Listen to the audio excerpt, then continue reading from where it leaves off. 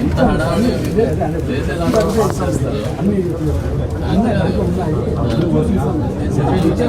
Side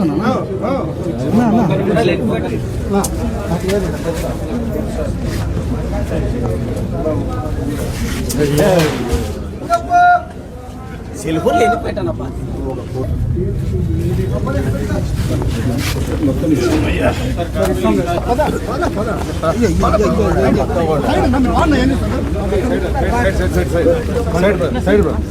కొద్దిగా side అన్న మీరే మీరే పడతా పడతా కొద్దిగా సైడ్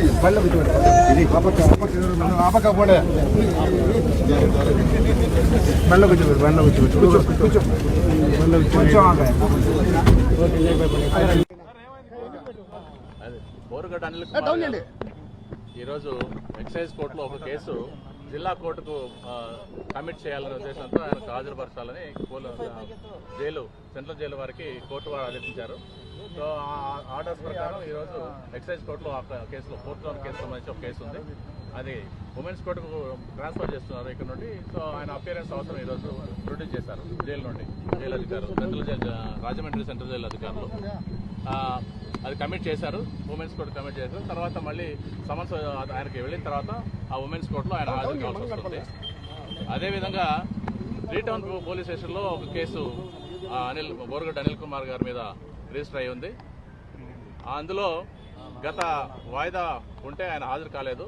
ఆయన అప్పటికే జ్యుడిషియల్ రిమాండ్లో సెంట్రల్ ప్రిజన్ రాజమండ్రిలో ఉన్నందువలన మొబైల్ కోర్టు వారి ముందు హాజరు కాలేకపోవడం వల్ల కోర్టు వారు ఆ రోజు నాన్ బెయిలబుల్ వారెంట్స్ ఇష్యూ చేయడం జరిగింది. సో అందులో పీటీ వారెంట్స్ చేసి 3 టౌన్ పోలీసులు ఈరోజు మొబైల్ కోర్టు మ్యాజిస్ట్రేట్ గారి ముందు హాజరుపరచడం జరిగింది. సో అది హాజరుపరిచిన తర్వాత కోర్టు వారు రిమాండ్ చేశారు. మళ్ళీ రాజమండ్రి సెంట్రల్ జైలుకు ఆయన తీసుకెళ్తారు. వాయిదా ఇప్పుడు సార్ ఈ నెల 10వ తారీఖున మొబైల్ కోర్టులో ఉంది. సో ఆ రోజు ఆయన ఎగ్జామ్ చేయడానికి కోసమని వాయిదా వేశారు. ఆయన అంతలోపల వచ్చి హాజరైతే కావచ్చు, లేదా కోర్టుకు మళ్ళీ జైలు వాళ్ళు హాజరుపరచాల్సి వస్తుంది. రాజమండ్రి సెంట్రల్ జైలుకి రిమాండ్ చేశారు.